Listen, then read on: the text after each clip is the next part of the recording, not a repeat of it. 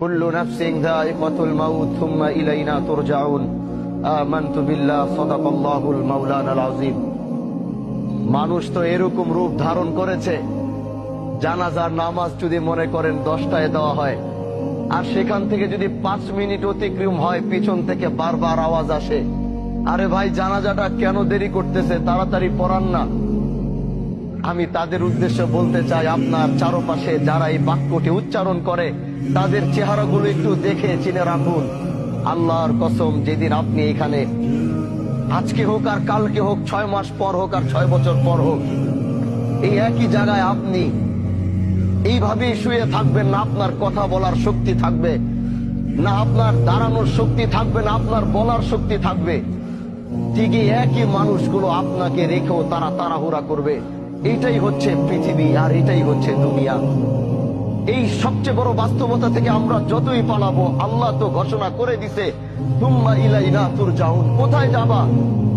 7 সাগর 13 নদীর নিচে, 7 সাগর 13 নদী পার করেও যদি তুমি লুকাবা, যেদিন আল্লাহর সাথে তোমার মুলাকাতের সময় আসবে, পৃথিবীর কোন বাদশা নাই ওদিন তোমাকে আটকাইতে পারবে, পৃথিবীর কোন ক্ষমতাশীল ব্যক্তি নাই ওদিন তোমাকে ধরে রাখতে পারবে।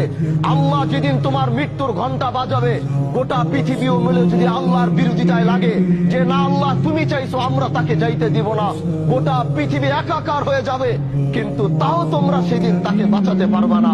আজকে আমার শহীদ ভাই, তার পৃথিবীর সবচেয়ে আপন হচ্ছে তার মা।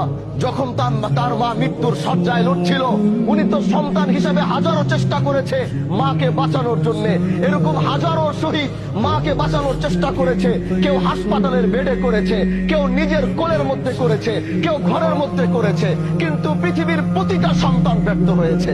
কারণ আল্লাহ বলেছে, কুল্লু নাফসিন যায়িকাতুল মাউত সুম্মা ইলাইনা তুরজাউন। তুমি যেখানে যাও, যেই প্রান্তে যাও, যেই দিক থেকে যাও, যেদিন তোমার মৃত্যুর ঘন্টা বাজবে, ওদিন পৃথিবীতে তোমার থাকার আর কোনো অস্তিত্ব থাকবে না। এজন্য ভাই আমার, আসো এই জানাজায় 5টা মিনিট দেরি করো, তাকাও এই লাশের দিকে, তাকাও এই সাদা কাপড়ের দিকে, যাও ওই কবরের দিকে 5টা মিনিট গিয়ে তাকায় থাকো। যেটা তোমারও ঘর হবে, যেটা তোমার বাবার ঘর হয়েছে, যেটা তোমার মার ঘর হয়েছে, যেটা তোমার বন্ধু বান্ধবের ঘর হয়েছে, যেটা তোমার নেতার ঘর হয়েছে, যাও একটাবার তাকিয়ে দেখো। তুমিও প্রস্তুতি নাও যে এখানে তুমিও একদিন নামবে, কিন্তু নিজের পায়ে নয়, কেউ তোমাকে ধরে নামাবে। এটাই হচ্ছে পৃথিবীর সবচেয়ে বড় বাস্তবতা। এজন্য ভাই, মৃত্যুর প্রস্তুতি নাও। দুনিয়ার এই রঙিন স্বপ্নকে বন্ধ করো।